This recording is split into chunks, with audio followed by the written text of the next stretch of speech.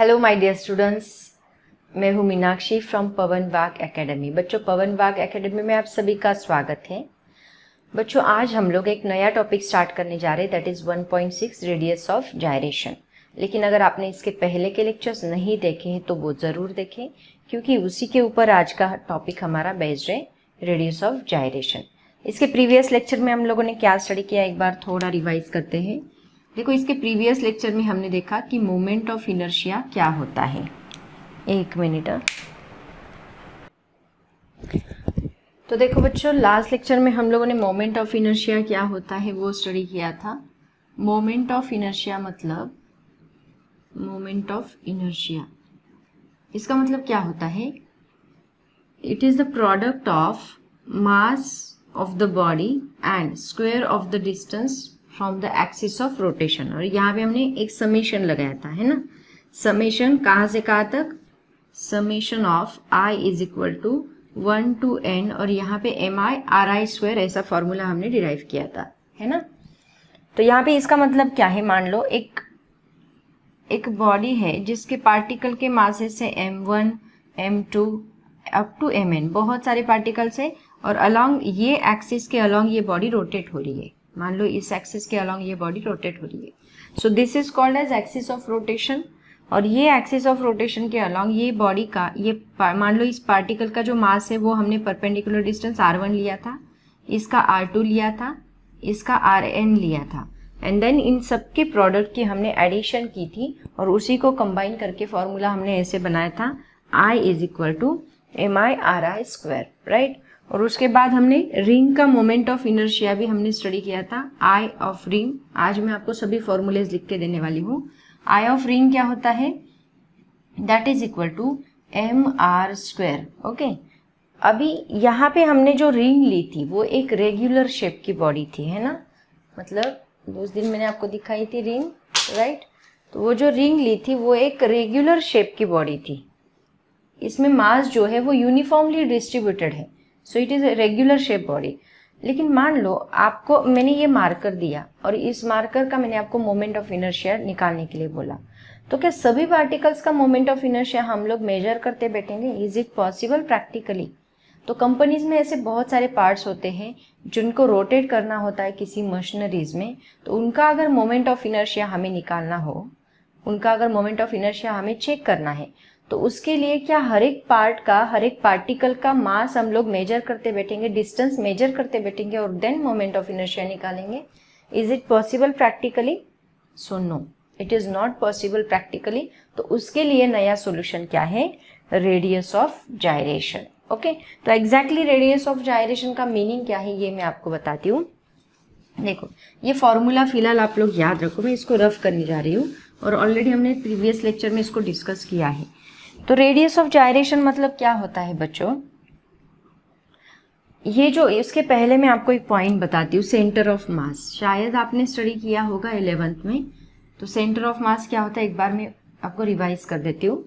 देखो, ये जो बॉडी है ये बॉडी का टोटल मास है ना। तो यहाँ पे मान लो मैं एक पॉइंट में ऐसा सर्च करूंगी जहाँ पे whole mass of the body is concentrated. मतलब मान लो ये पॉइंट है, अगर मैं ये पेन को ऐसे पकड़ती हूँ तो वो इस डायरेक्शन में रोटेट होके गिर जाएगा, इसको ऐसे पकड़ूंगी इस डायरेक्शन में रोटेट होके गिर जाएगा। यहाँ पे एक पॉइंट ऐसा रहेगा जिस पॉइंट पे अगर मैं सिंगल टिप पे ये पेन को पकड़ूँ तो वो आसानी से बैलेंस होगा, है ना। तो वो जो पॉइंट होता है जहाँ पे whole mass of the body is concentrated, पूरा मास बॉडी का कॉन्सेंट्रेट है, उस पॉइंट को हम लोग क्या बोलते हैं? Centre of mass, right. तो अगर मैं मान लो एक बॉडी मैंने यहाँ पे ली, ये बॉडी का सेंटर ऑफ मास मान लो यहाँ पे है, इरेगुलर शेप की बॉडी है, ऐसे नहीं, इरेगुलर शेप की बॉडी है, ओके।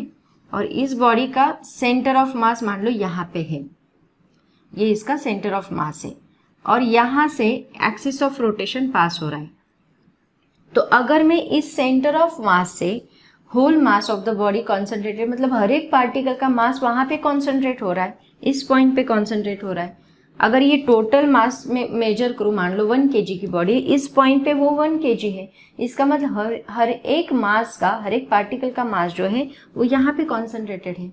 अगर इसका डिस्टेंस में इस एक्सिस ऑफ रोटेशन से k मान लूँ, इसका डिस्टेंस मैं एक्सिस ऑफ रोटेशन से k मान लूँ, तो ये जो k है, इस k को ही हम लोग क्या बोलते हैं, रेडियस ऑफ जाइरेशन। आया समझ में? तो इसका जो मोमेंट ऑफ इनर्शिया हम लोग निकालेंगे वो आपका क्या रहेगा, that is the radius of gyration रहेगा।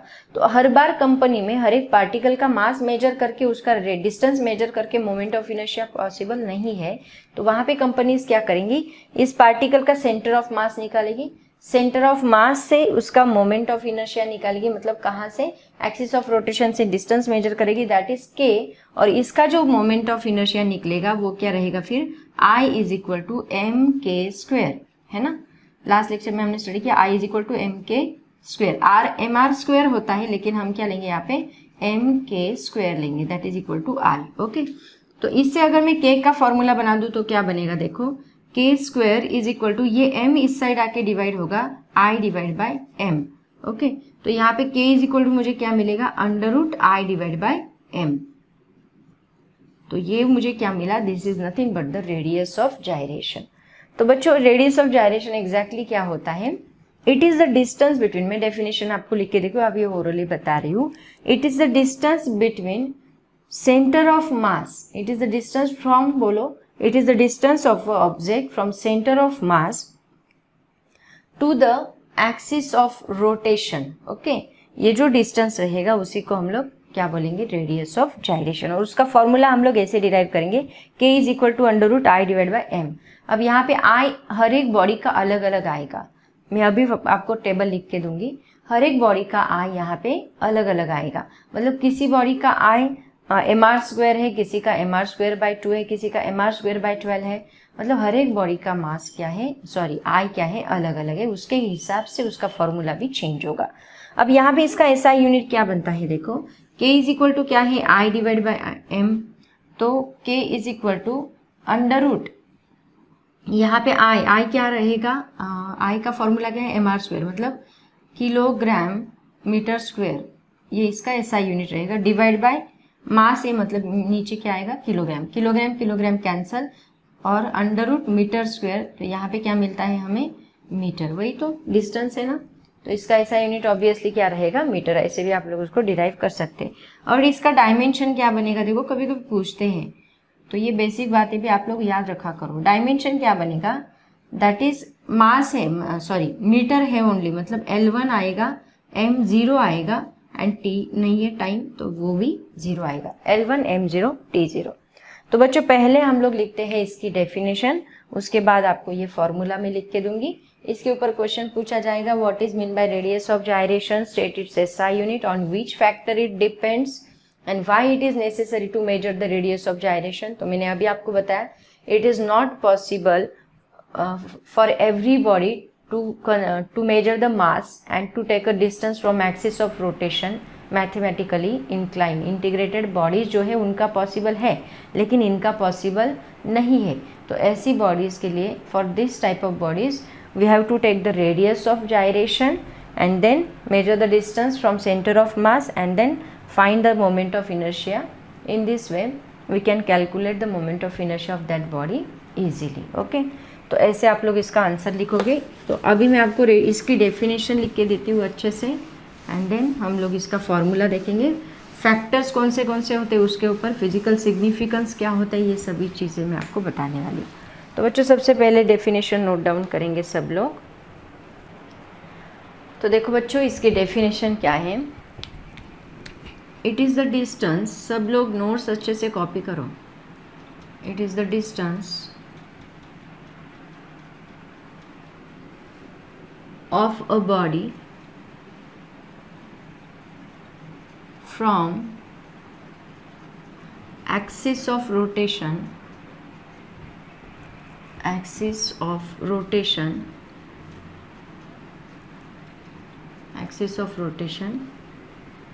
and if you to the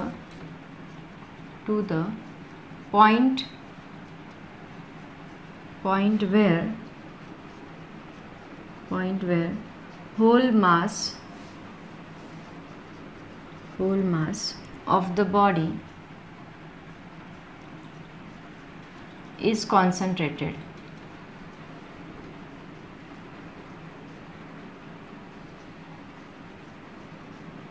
okay, ये डेफिनेशन है मोमेंट रेडियस ऑफ जायरेशन की।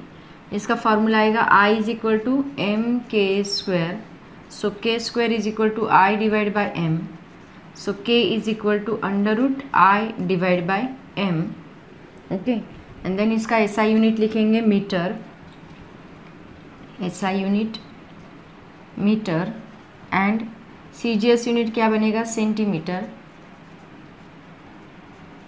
एंड डायमेंशन क्या आएगा इसका जो मीटर का होता है लेंथ का L1 M0 T0, ये इसका डायमेंशन बनेगा। ठीक है, तो बच्चों इसको ठीक से कॉपी करो,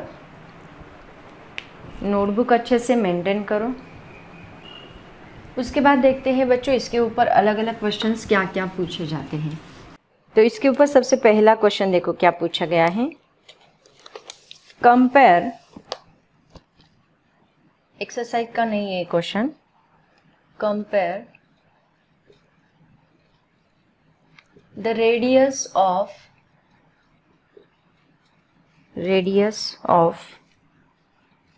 gyration, radius of gyration of a uniform ring,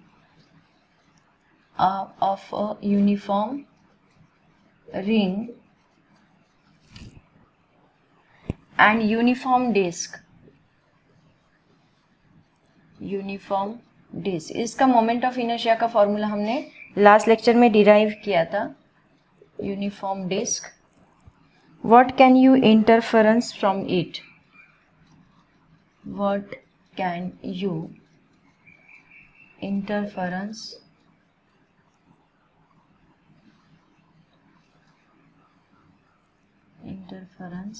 from it.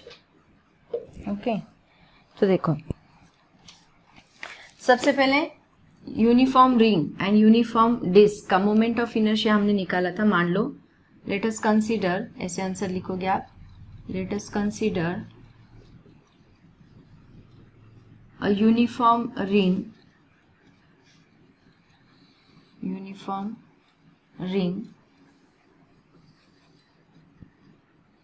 having mass m and radius r. Okay, second point, let IR and ID be the moment of inertia of a uniform ring and uniform disk. तो बच्चों हमने last lecture में देखो uniform ring का and uniform disc का moment of inertia solve किया था, आपको याद होगा, hope so. So I of ring क्या होता है, that is equal to M R square, है ना। तो यहाँ पे हमने अभी स्टडी किया कि M R square is equal to क्या लेना है, एम के स्क्वायर लेना है। तो मैं यहाँ पे लिखती हूँ M K square is equal to M R square, right. Okay, तो यहाँ पे एम कैंसल होगा और हमें मिलेगा के is equal to are.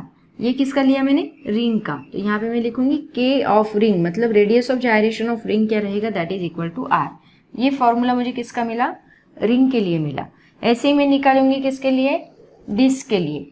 Fourth point चाहे तो लिखो, I of disc is equal to क्या होता है, that is equal to M R square by 2। Last lecture में हमने स्टडी किया है, वो कितना होता है, M R square by 2 disc के लिए।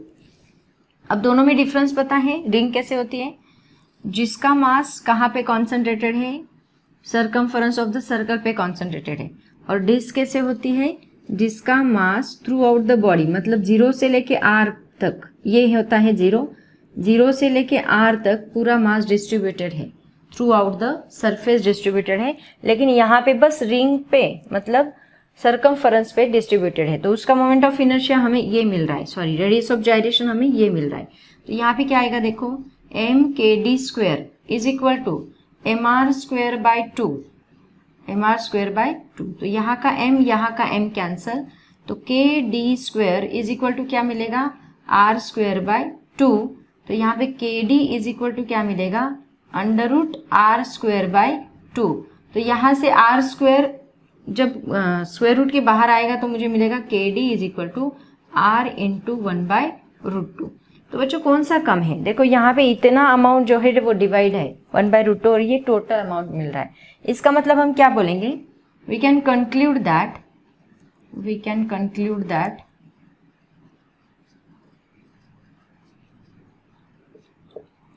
KR is greater than KD।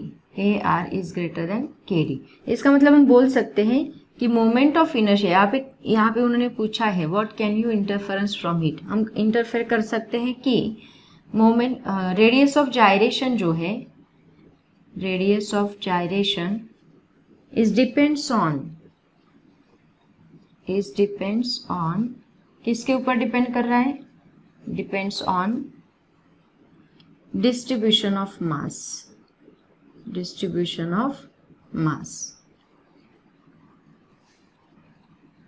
If distribution of mass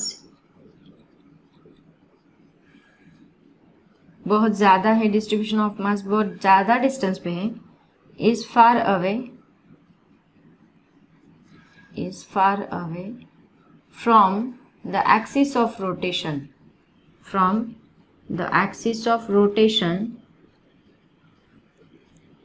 then radius of gyration is maximum। Radius of gyration वहाँ पे मैक्सिमम रहेगा। Okay, is maximum. बच्चों अच्छे से कॉपी करो इसको। ये क्वेश्चन का आंसर आप लोग ऐसे लिखोगे। ओके, दोनों का मोमेंट ऑफ इनर्शिया के ऊपर से हमने रेडियस ऑफ जायरेशन, ऐसे बहुत सारी बॉडीज है जिनका रेडियस ऑफ जायरेशन मैं आपको लिख के देने वाली हूँ। ठीक है, क्योंकि एग्जाम में, कॉम्पिटिटिव एग्जाम्स में उन्हीं के ऊपर बहुत ज़्यादा क्वेश्चंस पूछे जाते हैं। तो तब तक आप इसको बहुत अच्छे से कॉपी करो, चाहे तो इसका स्क्रीनशॉट ले लो। ओके बच्चों, अब देखते हैं हम लोग कि कौन से फैक्टर्स के ऊपर रेडियस ऑफ जायरेशन डिपेंड करता है। फैक्टर्स अफेक्टिंग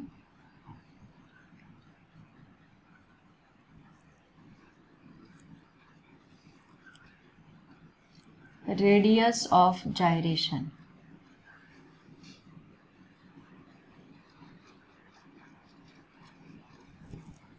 तो सबसे पहला फैक्टर है डिस्ट्रीब्यूशन ऑफ मास। अभी मैंने आपको बताया डिस्ट्रीब्यूशन ऑफ मास कैसे डिस्ट्रीब्यूटेड है ऑफ द बॉडी। ओके, देखो मान लो ये बॉडी है, इसका मास जो है यहाँ पे डिस्ट्रीब्यूटेड है, तो डिस्टेंस, और ये एक्सिस ऑफ रोटेशन है, ऐसे रोटेट हो रही है, तो ये जो डिस्टेंस है वो सबसे ज़्यादा है। मान लो इसका मास जो है वो ऐसे through out the body distributed है, तो ये डिस्टेंस कम हो गया, तो उसकी वजह से रेडियस ऑफ जायरेशन भी कम हो जाएगा। ये डिस्टेंस अगर ज़्यादा तो रेडियस ऑफ जायरेशन ज़्यादा। ओके, तो ये पहला point.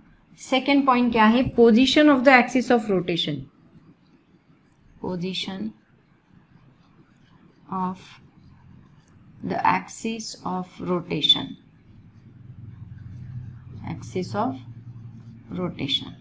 okay, and third point है पोजीशन हो गया शेप एंड साइज। बॉडी की शेप एंड साइज कैसी है उसके ऊपर भी डिपेंड करता है, size of the body. Okay, क्योंकि अगर यूनिफॉर्मली डिस्ट्रीब्यूटेड बॉडी नहीं है, मान लो यूनिफॉर्मली डिस्ट्रीब्यूटेड नहीं है, तो वहाँ पे इसका सेंटर ऑफ मास कहीं अलग आएगा। मतलब मान लो ये बॉडी जो है इसका यूनिफॉर्म डिस्ट्रीब्यूशन नहीं है, तो सेंटर ऑफ मास यहाँ पे आएगा। वही अगर यूनिफॉर्मली डिस्ट्रीब्यूटेड है तो centre of mass exactly centre में आएगा, है ना।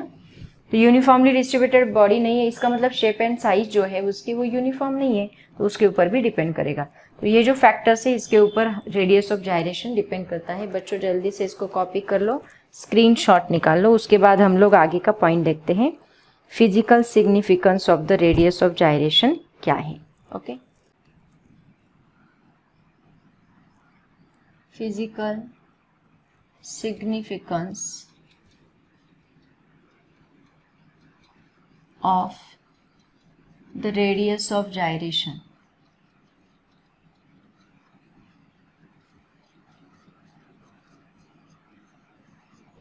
ओके, देखो 1 बाय 1 लिखती हूँ मैं यहाँ पे, 1 मिनट।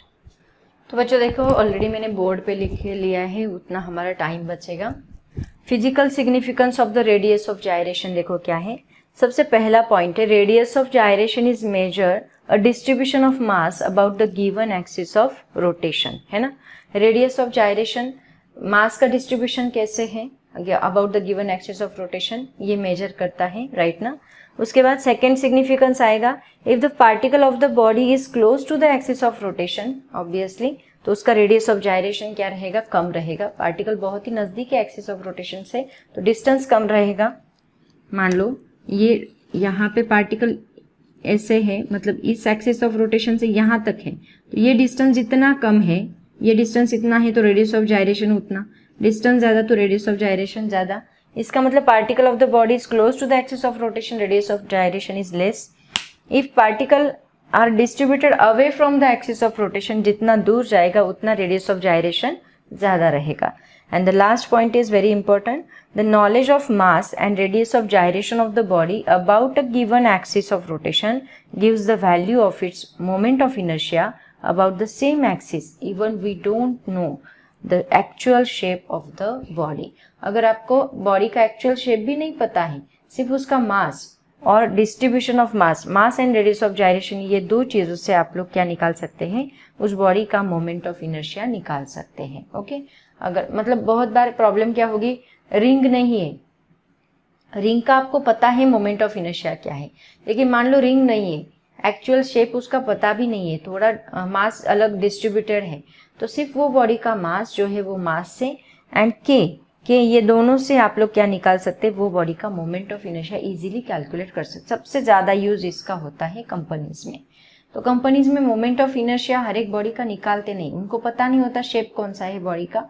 इरेगुलर शेप की बॉडी होगी तो वो क्या करेंगे, उसका मास मेजर करेंगे, उसका रेडियस ऑफ जायरेशन मतलब सेंटर जहाँ पे पूरा मास ऑफ द बॉडी कॉन्सेंट्रेटेड है वो लेंगे और उस वहाँ से उसका डिस्टेंस मेजर करके एंड देन उसका मोमेंट ऑफ इनर्शिया निकालेंगे। ऐसे एक्चुअली मोमेंट ऑफ इनर्शिया निकालने की प्रोसेस है। तो बच्चों इसको बहुत अच्छे से कॉपी कर लो, इसका स्क्रीनशॉट निकाल लो।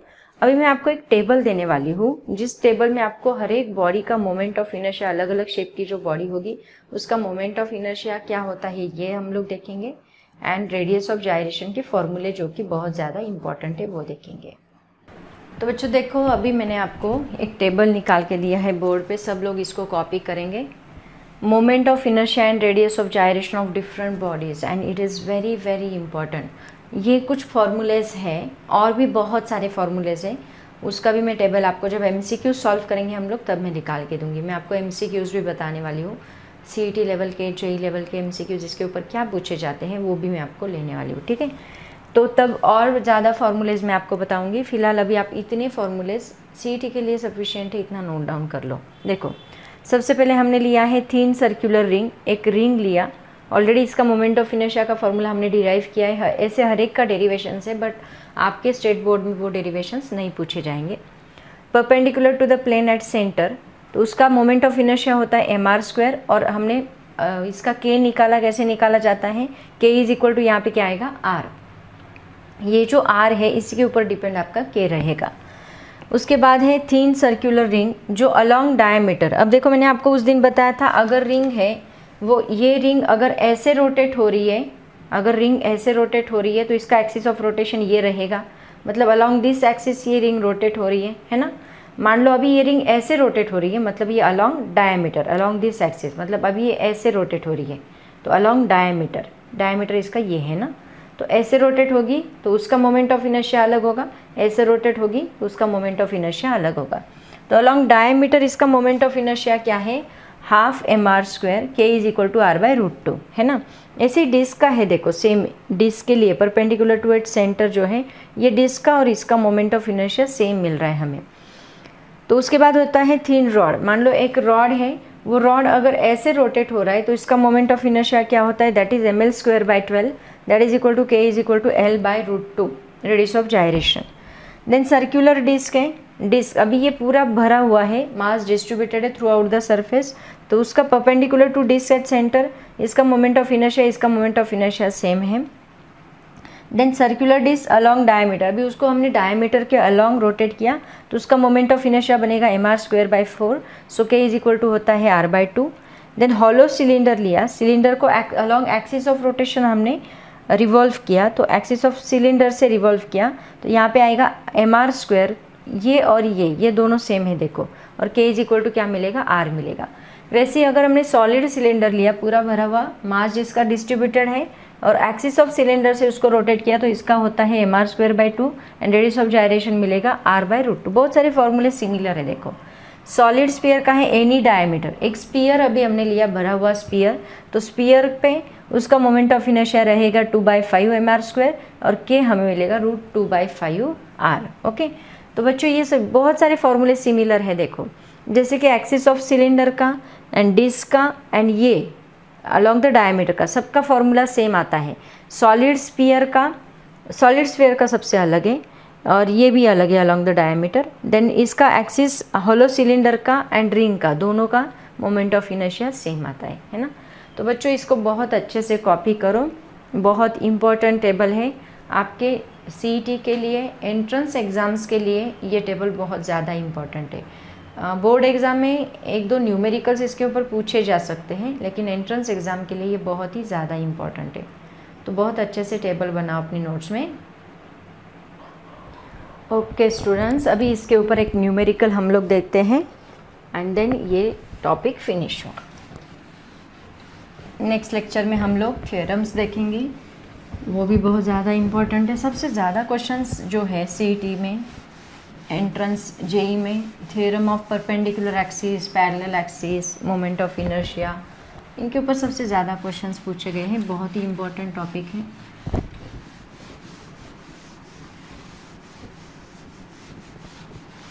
अब एक क्वेश्चन देखते हैं, न्यूमेरिकल सॉल्व करते हैं तो आपका और अच्छे से कंसेप्ट क्लियर होगा।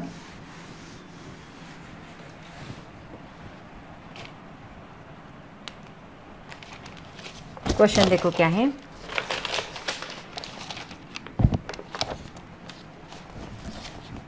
साइमल्टेनियसली नोट डाउन करेंगे सब लोग। और टॉर्क ऑफ 400, टॉर्क पता है क्या होता है, नहीं पता तो मैं बताऊंगी। 400 newton metre acting on a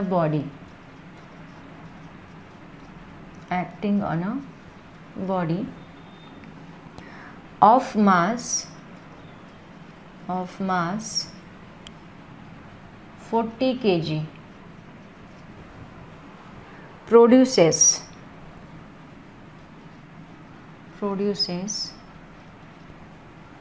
an angular acceleration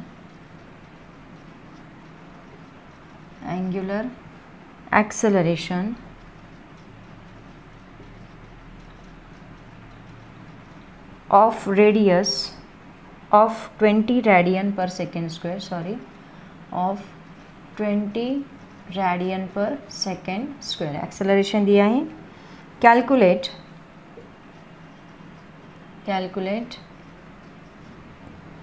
the moment of inertia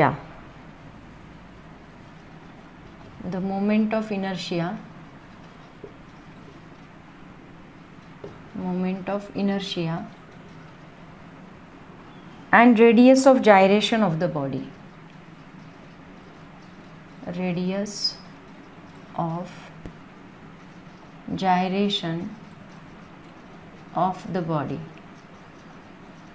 देखो सिंपल न्यूमेरिकल है, लेकिन आपको टॉर्क का फॉर्मूला पता नहीं होगा शायद से। बच्चों देखो, जब बॉडी, एक बार मैं आपको टॉर्क क्या होता है ये बता देती हूँ। मान लो ये बॉडी को मैंने एक ही फोर्स लगाया, तो एक फोर्स लगाने के बाद वो क्या करेगी, ट्रांसलेशनल मोशन करेगी। इस बॉडी को हमने ऐसे फोर्स लगाया तो वो ट्रांसलेशनल मोशन करेगी। इसी बॉडी के ऊपर मान लो मैंने 2 फोर्सेस लगाए, एक इस डायरेक्शन में, एक इस डायरेक्शन में, तो वो क्या करेगी, रोटेशनल मोशन करेगी, है ना। इसको अगर मैंने सिंगल फोर्स लगाया तो वो ट्रांसलेशनल मोशन करती है। इसको अगर मैं 2 इक्वल, एक इस साइड से, एक इस साइड से, एक इस साइड से, एक इस साइड से, इक्वल एंड अपोजिट फोर्सेस लगाती हूँ तो बॉडी क्या करती है, रोटेशनल मोशन करती है, राइट।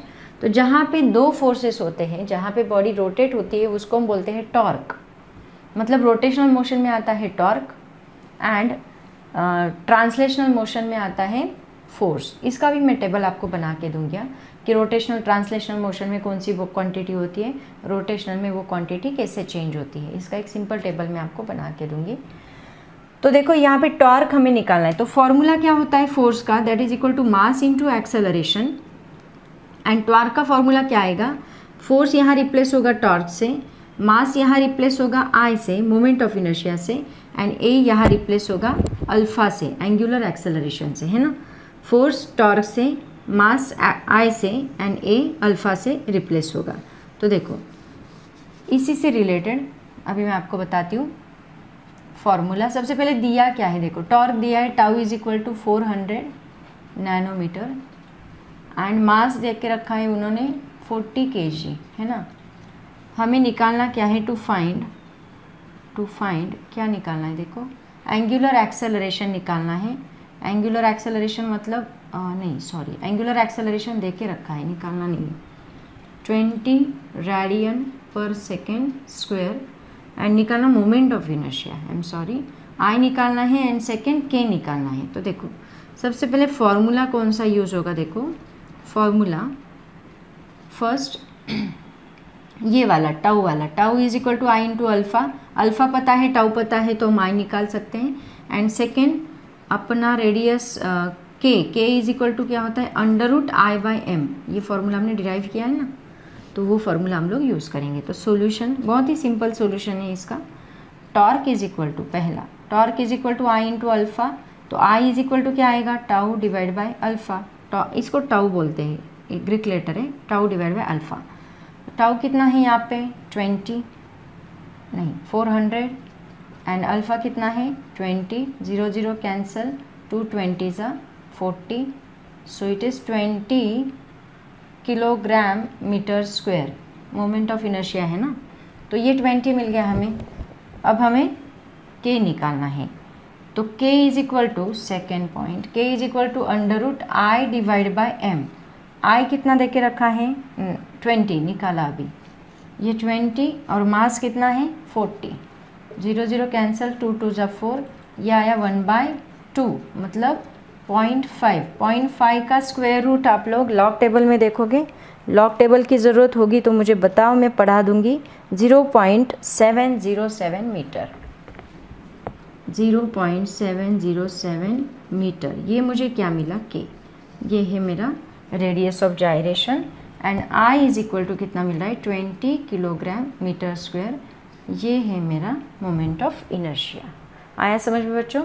तो ऐसे हम लोग सिंपल वैसे इसका कैलकुलेशन करेंगे, जल्दी से इसको नोट डाउन करो। ओके, तो बच्चों आज का हमारा ये टॉपिक यहाँ पे ही ख़त्म होता है। रेडियस ऑफ जायरेशन क्या है, नेक्स्ट लेक्चर से हम लोग देखेंगे theorem of perpendicular axis, theorem of parallel axis, जो कि बहुत ही ज़्यादा सिंपल है। ओके, उसके प्रूफ्स भी देखेंगे, उससे रिलेटेड कुछ न्यूमेरिकल्स है वो भी हम लोग देखेंगे। आज हम यहीं पे रुकते हैं। ऑल द वेरी बेस्ट, पढ़ाई करते रहो, और अगर आपको वीडियो पसंद आए तो लाइक एंड सब्सक्राइब ज़रूर करें चैनल को। Thank you so much and bye bye.